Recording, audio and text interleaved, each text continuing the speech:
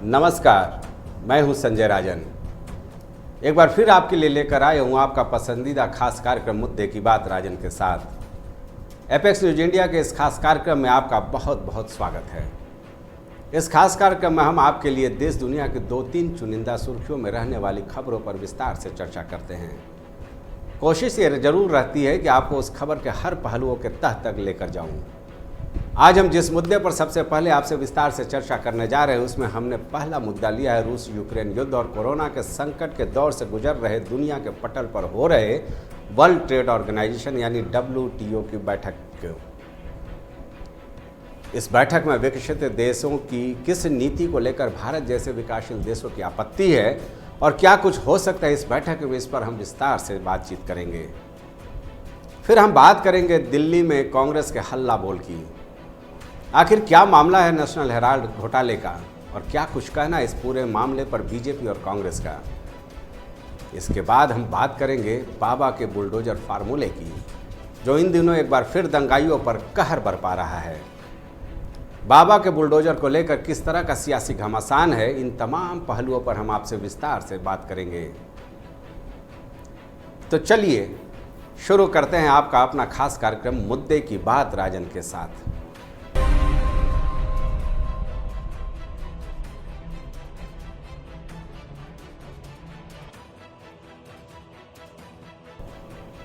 व्यावसायिक गतिविधियों के लिए दुनिया की सबसे बड़ी संस्था के रूप में शुमार WTO यानी वर्ल्ड ट्रेड ऑर्गेनाइजेशन की बैठक हो रही है। दरअसल जनेवा में हो रही इस बैठक की काफ़ी अहमियत है और इसीलिए मैं आपसे इस मामले पर खास चर्चा कर रहा हूं। विश्व व्यापार संगठन की ये बैठक करीब 4.5 साल बाद हो रही है। इतने लंबे अंतराल के बाद हो रही बैठक कई मायने में काफ़ी अहम है, क्योंकि पिछली बैठक और अब शुरू हुई बैठक के दौरान एक लंबा अंतराल है। दुनिया कई चुनौतियों का सामना कर चुकी है। कई बड़े बदलाव सियासत में भी हुए हैं। खुद अमेरिका में सत्ता परिवर्तन हो चुका है।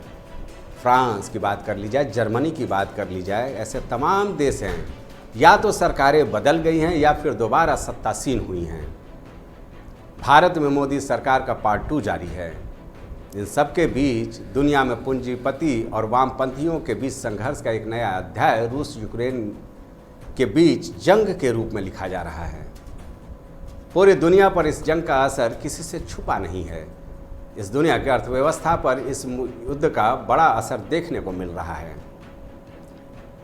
श्रीलंका जैसे कई देशों के ऊपर इसका बहुत ही बुरा प्रभाव पड़ा है। इसके अलावे इस अंतराल के बीच कोरोना काल का आना भी दुनिया की अर्थव्यवस्था और व्यावसायिक गतिविधियों को बुरी तरह से प्रभावित कर गया है।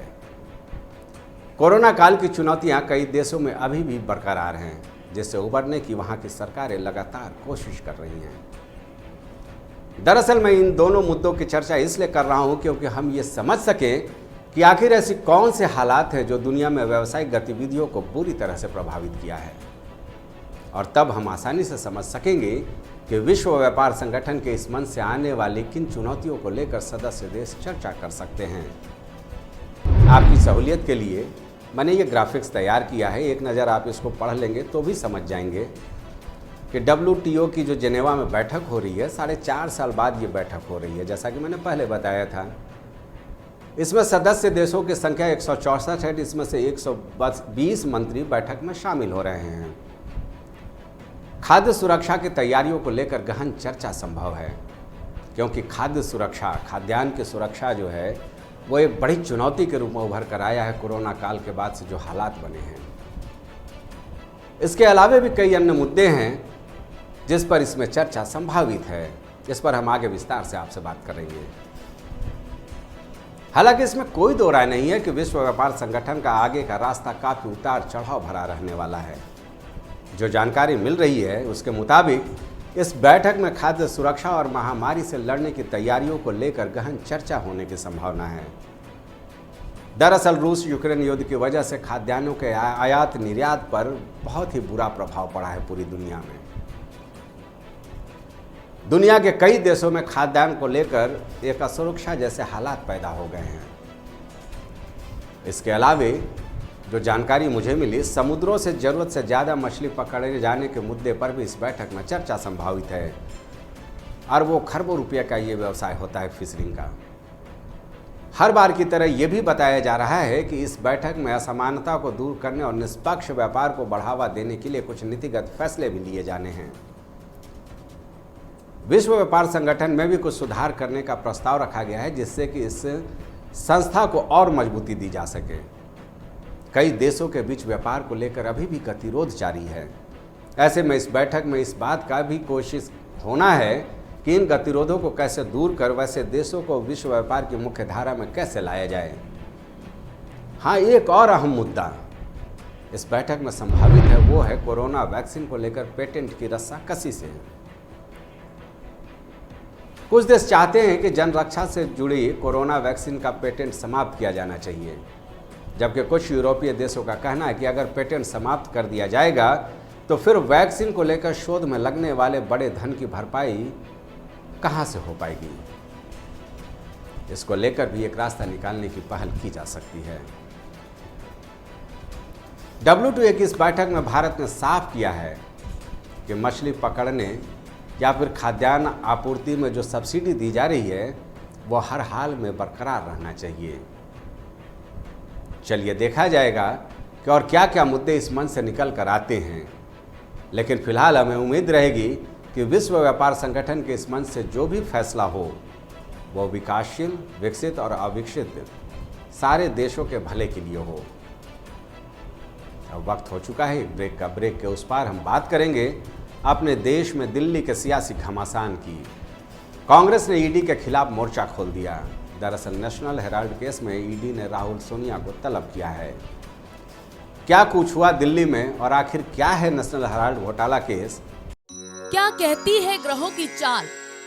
कौन सा उपाय बदलेगा आपकी किस्मत?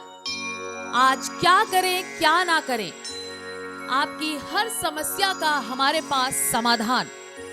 विद्यावारिधि आचार्य दीनदयाल मणि त्रिपाठी के साथ भाग्य कनेक्शन, सिर्फ एपेक्स न्यूज इंडिया पर सच के साथ। ब्रेक के बाद आपका एक बार फिर स्वागत है। तो आइए चलते हैं दिल्ली, चर्चा कर ली जाए दिल्ली के सियासी घमासान की। ईडी के सामने कांग्रेस उपाध्यक्ष राहुल गांधी की पेशी होनी थी। कांग्रेस के रणनीतिकारों ने इसे एक बड़ा सियासी एजेंडा बनाने की नीति बनाई। कांग्रेस के सारे केंद्रीय पार्टी पदाधिकारी दिल्ली बुलाए गए। कांग्रेस राजस्थान, छत्तीसगढ़ के मुख्यमंत्री, पूर्व मुख्यमंत्री सब दिल्ली तलब किए गए। ईडी का नाम लेकर मोदी सरकार के खिलाफ विरोध मार्च का आयोजन किया गया। तस्वीरें आपने जरूर देखी होंगी। विरोध मार्च के बाद पुलिस ने वही किया जो अमूमन सारे सियासी स्टंट में होता है। कार्यकर्ता, नेता सारे हिरासत में लिए गए। प्रियंका की भी एंट्री रही इस पूरे सियासी मुहिम में। पहले प्रियंका राहुल के घर पहुंची, फिर सीधे उस थाने जहां कांग्रेसियों को हिरासत में लेकर रखा गया था। राहुल कांग्रेस के हल्ला बोल के बीच ईडी कार्यालय पहुंचे और 3 घंटे तक ईडी के 3 अधिकारियों ने राहुल से जमकर पहले राउंड का सवाल किया। लंच के बाद एक बार फिर राहुल गांधी वहां पहुंचे। जो जानकारी मिली उसे यही पता चला कि राहुल ने एक एक कर सारे सवालों का जवाब देने की कोशिश की है। कहा तो यह भी जा रहा है कि एक बार फिर राहुल गांधी से पूछताछ ईडी कर सकती है, यानी अभी यह सिलसिला चलेगा आगे भी। सोनिया गांधी को भी ईडी ने समन भेजा, लेकिन तबीयत खराब होने से सोनिया गांधी ईडी दफ्तर नहीं पहुंच सकी। वो अभी गंगाराम अस्पताल में एडमिट हैं। ये तो रहा सियासी घटनाक्रम जो दिल्ली के सड़कों पर देखा गया।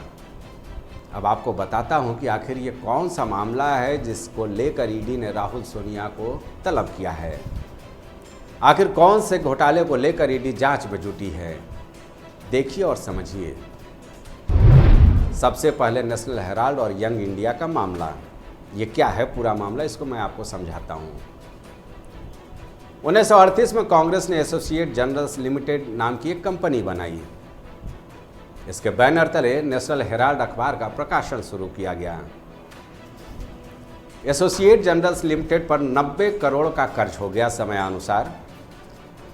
कर्ज को कैसे निपटाया जाए, इसको कैसे खत्म किया जाए, इसको लेकर के एक रणनीति तैयार की गई और तय यह हुआ कांग्रेस में कि कर्ज को खत्म करने के लिए यंग इंडिया लिमिटेड एक कंपनी बनाई गई। यंग इंडिया को एजीएल का 9 करोड़ का शेयर भी दे दिया गया। कंपनी में सोनिया और राहुल गांधी 38% के शेयर धारक बने। शेष जो शेयर था वो स्वर्गीय मोतीलाल वोरा और स्वर्गीय ऑर्थर फर्नांडिस को दिया गया। एजीएल का कर्ज चुकाने के लिए कांग्रेस ने जो 90 करोड़ का कर्ज दिया था एजीएल को, बाद में कांग्रेस ने इस राशि की लेनदारी को भी समाप्त कर दिया। यहां तक तो मामला साफ हो गया होगा कि कैसे नेशनल हेराल्ड की मूल कंपनी एसोसिएट जनरल्स लिमिटेड को कर्ज से मुक्त कराने के लिए कांग्रेस से फंडिंग और फिर इस फंडिंग के रिटर्न को माफ किया जाना, राहुल सोनिया का नए कंपनी में 38% की हिस्सेदारी, ये सब विवाद की जड़ में रहा। हालांकि बताया तो ये जाता है कि तात्कालिक रूप से कांग्रेस के कोषाध्यक्ष रहे मोतीलाल वोरा ने ही एजीएल की समस्या का ये फार्मूला निकाला था, लेकिन अब वो रहे नहीं, लिहाजा उस पर बहुत चर्चा करना उचित नहीं होगा। लखनऊ के नेशनल हेराल्ड दफ्तर के भवनों को आप देख लेंगे तो चौंक जाएंगे। सैकड़ों करोड़ का भवन है, सैकड़ों करोड़ की बिल्डिंग है ये। दिल्ली की बिल्डिंग तो मैंने देखी नहीं है, लेकिन मुझे लखनऊ के भवन का कवरेज करने का मौका ज़रूर मिला। जब मोतीलाल वोरा अक्सर लखनऊ के दौरे पर आते थे तो वो बिल्डिंग देखने जरूर जाते थे नेशनल हेराल्ड की। अब इसमें घोटाले का खुलासा कहाँ से शुरू हुआ, जरा इसे समझिए। क्रमवार तरीके से मैंने ये आपके लिए प्रस्तुत किया है। सबसे पहले सुब्रमण्यम स्वामी ने यह पूरा मामला उठाया। 1 नवंबर 2012 में दिल्ली कोर्ट में सुब्रमण्यम स्वामी की ओर से ये एक अर्जी दी गई। उसमें ये कहा गया कि नेशनल हेराल्ड मामले में 55 करोड़ रुपए की घोटाला की गई है। जून 2014 को मेट्रोपॉलिटन मजिस्ट्रेट ने राहुल और सोनिया गांधी को समन भेज दिया। वो घटनाक्रम भी आपको याद होगा। 2015 से ईडी जांच की कमान संभाल ली, यानी 2015 में ईडी इसमें इन्वॉल्व हो गई। मई 2019 की बात कर ली जाए, ये मुख्य तारीख है जो इस केस को आगे बढ़ाती है। मई 2019 में ईडी ने केस से जुड़ी करीब 64 करोड़ की संपत्ति जब्त कर ली। फिर मामला अदालत में जाता है। दिसंबर 2015 को राहुल सोनिया को, जो दिल्ली कोर्ट में मामला दर्ज था सुब्रमण्यम स्वामी का, उस मामले में जमानत मिल जाती है। सितंबर 2008 में दिल्ली हाई कोर्ट ने राहुल सोनिया को एक करारा झटका दिया। यहाँ जब मामला पहुँचा तो हाई कोर्ट ने बिल्कुल साफ कर दिया कि इनकम टैक्स की ओर से जो जारी नोटिस है उस पर रोक नहीं लगाई जा सकती है। हाई कोर्ट से झटका खाने के बाद कांग्रेस सुप्रीम कोर्ट गई। वहाँ भी सुप्रीम कोर्ट ने साफ कर दिया कि जो इनकम टैक्स डिपार्टमेंट अपनी जांच कर रहा है उस पर रोक नहीं लगाया जाएगा। हालांकि इस पूरे मामले में सुप्रीम कोर्ट ने थोड़ी रियायत जरूर दे दी और आयकर विभाग को यह कह दिया कि जब तक अगली सुनवाई पूरी नहीं होती है इस पर किसी भी तरह का कोई आदेश पारित नहीं किया जाएगा। अब इस मामले में ईडी की कार्रवाई क्या होती ये तो वक्त के साथ पता चल जाएगा, लेकिन मामलों को लेकर सियासत अपने चरम पर है। कांग्रेस का कहना है कि जो यंग इंडिया कंपनी बनाई गई थी उसके कंपनी लॉ में साफ तौर से इस बात की व्यवस्था है कि कंपनी की राशि से कोई भी व्यक्तिगत तौर पर धन का इस्तेमाल नहीं कर सकता है। जबकि बीजेपी नेताओं का अलग अलग बयान मैं सुन रहा था। किसी का आरोप है कि इस पूरे मामले में करीब 5000 करोड़ रुपए का घोटाला हुआ है। कांग्रेस ने मोदी सरकार को तानाशाह करार देते हुए ईडी की इस कार्रवाई को सियासत का हिस्सा बता दिया। बीजेपी का कहना है कि कांग्रेस एक निष्पक्ष जांच एजेंसी पर विरोध प्रदर्शन कर दबाव बनाने की कोशिश कर रही है, जो कतई सही नहीं है। अब देखते जाइए आगे क्या होता है। ईडी की फाइंडिंग क्या कुछ कहती है, इस पूरे मामले के जांच के बाद ये तो देखना दिलचस्प होगा। अगर ईडी के फाइंडिंग में राहुल सोनिया दोषी करार दिए जाते हैं तो निश्चित तौर पर इन दोनों के लिए एक नई मुसीबत खड़ी हो जाएगी। लेकिन मैं सोचता हूँ या हम सबको ये सोचना होगा कि अरबों रुपए का आनंद भवन की इमारत देश को सौंपने वाला परिवार भला कैसे इस तरह का घोटाला कर सकता है। बहरहाल हमें फ़िलहाल इंतज़ार करना ही होगा।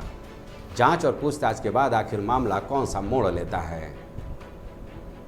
अब मजबूरी एक छोटा सा ब्रेक लेने की। ब्रेक के बाद हम फिर आगे चर्चा करेंगे।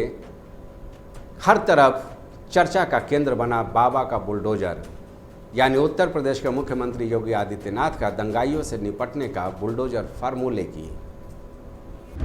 दुनिया अपराध की कत्ल, अपहरण, चोरी, डकैती या हो फिरौती, बलात्कार जैसी कलंकित वारदात, हर अपराध के तह तक जाएंगे, करेंगे अपराधियों के हर जुर्म का हिसाब। अपराध से जुड़ी हर खबर सरायम, सिर्फ एपेक्स न्यूज इंडिया पर सच के साथ। ब्रेक के बाद आपका एक बार फिर स्वागत है। तो चलिए आज के आखिरी मुद्दे पर चर्चा कर ली जाए। हर तरफ बाबा के बुलडोजर फार्मूले की चर्चा जोरों पर है। आपने देखा होगा कि कैसे जुम्मे की नमाज के बाद पूरे प्रदेश का माहौल खराब करने की कोशिश हुई। दरअसल बीजेपी के एक प्रवक्ता ने पैगंबर मोहम्मद साहब को लेकर एक टीवी डिबेट में कुछ ऐसा कह दिया जो मुसलमानों को नागवार गुजरा। सड़क से लेकर सोशल मीडिया पर हर तरफ इस बयान की खिलाफत हुई। विरोध प्रदर्शन का दौर चला, लेकिन विरोध प्रदर्शन का जो तरीका रहा वो बेहद ही आक्रामक रहा। जमकर पत्थरबाजी, हुड़दंग,